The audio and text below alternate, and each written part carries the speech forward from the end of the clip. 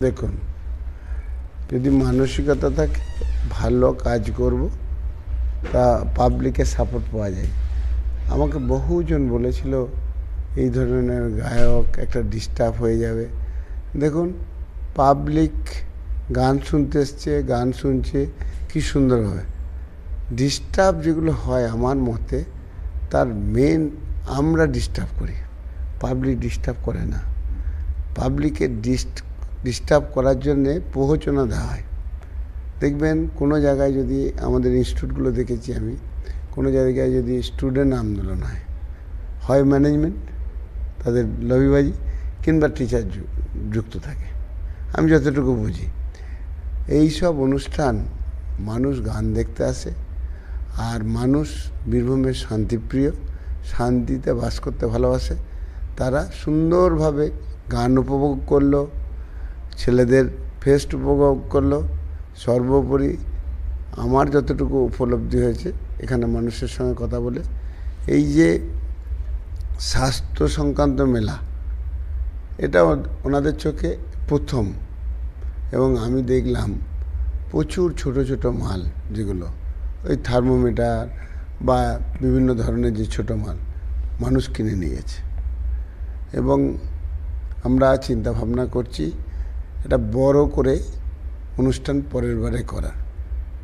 আমি আজকেই ডিসিশন নিয়েছি, এটা একটা সৌভাগ্যের যে আমাদের এই গণনার নিরীক্ষে আপনারা সেরা, অর্থাৎ বেস্ট প্রাইজটি পেয়েছেন ভিউয়ার্সের দিক থেকে। বাইকটা আমি অনেক জায়গায় দিয়েছি, অথবা আমার যেটুকু ভিউয়ার্স সেটুকু পেয়েছে, তাহলে তো তারা ফার্স্ট হতে পারত। আপনি ফার্স্ট হয়েছেন মানে চ্যানেলের একটা নিজস্ব ম্যান পাওয়ার আছে, ভিউয়ার্স আছে, তাই হয়েছে। আমি শুভেচ্ছা জানাই, আপনাদের চ্যানেল উত্তরোত্তর বৃদ্ধি পাক এবং নিউজ পরিবেশন করুন। নিউজ বলতে আমি কি বলছি, নেগেটিভ করবেন না এটা বলবো না, গঠনমূলক সমালোচনা করবেন। সোশ্যাল ডেভেলপমেন্টের জন্য যে কাজ করা সেটা করুন, এই আবেদন আপনাদের কাছে রইল। আমরা এপ্রিল মাস পরের বছর আমার যেটা চিন্তাভাবনা, আমরা ফেস্ট করব। স্টুডেন্টদের সঙ্গে আলোচনা করি, টিচারদের সঙ্গে আলোচনা করি এবং স্বাস্থ্য বিষয়ক কর্মশালা করব।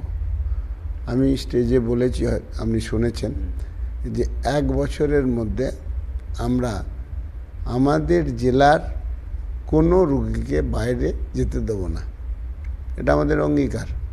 কারণ এখানে ধরুন সিউড়িতে মেডিকেল কলেজ রয়েছে, আমাদের মেডিকেল কলেজ রয়েছে, বিভিন্ন সরকারি বেসরকারি নার্সিংহোম রয়েছে। আমরা একটা সমন্বয় করে নিয়ে আমাদের জেলার পেশেন্ট যাতে আমরা নিজেরাই দেখতে পারি বা দেখাতে পারি, বা ওনাদের নির্ভরযোগ্যতা আসে যেখানেই দেখাবো, এটা একযোগে কাজ করতে হবে।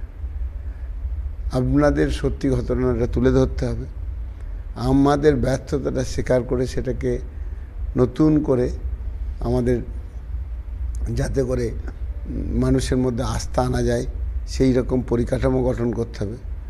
ডাক্তারের যদি শর্টেজ থাকে সুপার ফেসিলিটি, তাহলে পরিকাঠামো করার পরও বাইরে থেকে ডাক্তার এনে ট্রিটমেন্ট করতে হবে, সমস্তটা করতে হবে। আমরা সচেষ্ট।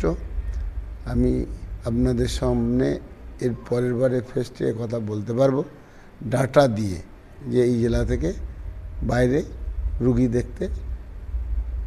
দেখাতে পাঠাতে হয় নাই বা যায়নি। আমরা একটা এবারে আপনাদের উৎসাহ দেওয়ার জন্যে এবং আমাদের হসপিটাল এবং নার্সিংহোমকে প্রমোট করার জন্য দুটোই এই কাজটা হয়ে যাবে। আপনাদের মাধ্যমেই বুঝতে পারবে এটা ভালো। নার্সিংহোম এবং হসপিটাল সংক্রান্ত রিল বাইট নিয়ে যে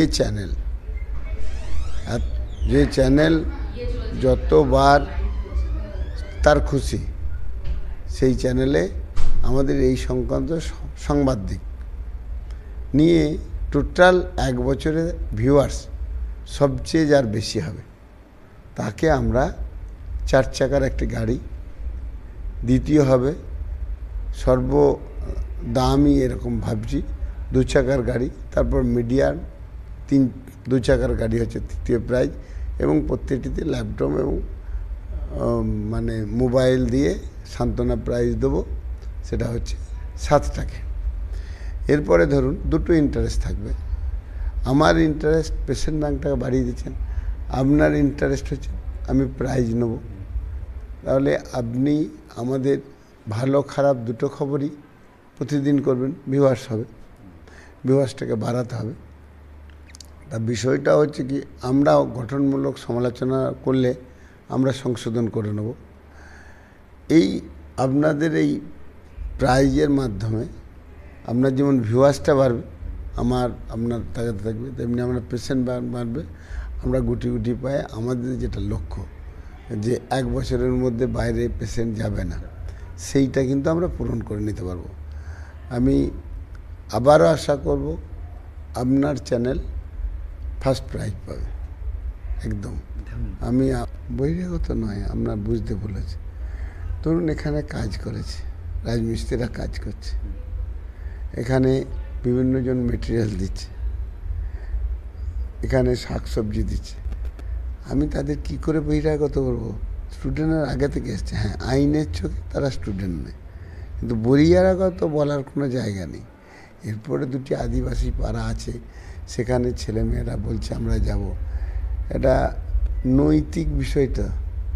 আর আমি জানি আমাদের এই পাড়া আমাদের মানে খুব শ্রদ্ধাও করে, আমরাও স্নেহ করি, তাই এটা একটা ভ্রাতৃত্ব ব্যবহার আছে।